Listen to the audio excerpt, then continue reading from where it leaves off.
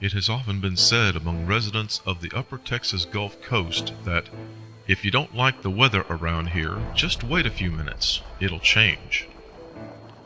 While this expression generally confuses folks who aren't accustomed to the richness and complexity of life in the Lone Star State, natives find comfort in it because they know that the skies can change fast along this edge of the Gulf of Mexico. People who live here know that storms don't last long, and winter blues pass as quickly as a runner in the Houston Marathon. The seasons themselves seem to be mostly limited to summer and February.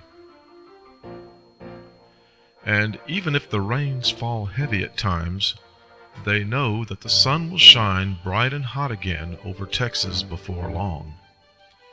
This is one of the many reasons why Texans have the worldwide reputation for optimism. So it was a shock to our collective psychology to hear that Hurricane Ike was zeroing in on us, the biggest wind-field storm to rise up against us in recent history. No one was willing to believe that the weather in these parts, that usually never amounts to more than a minor inconvenience, would turn into the kind of dangerous and costly nightmare predicted by the talking heads on television. But as the curious began to look outward toward the eastern and southern horizons, the signs soon started piling up that something wicked this way would come. Seagulls were unable to launch because of the heavy wind. Beach debris was already washing up into the grassy areas next to the levees. Thick trees were bending away from the water like a tango mistress leans away from a smelly ranch hand. And tide waters washed over roadways that normally dismiss the tears of the heavens. All this while the Category 2 storm was still over 200 miles away from shore.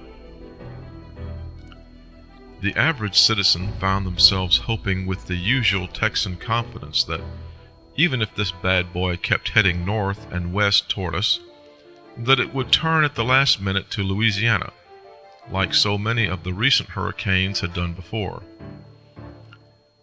And if it didn't, so what? We're from Texas, loud and proud.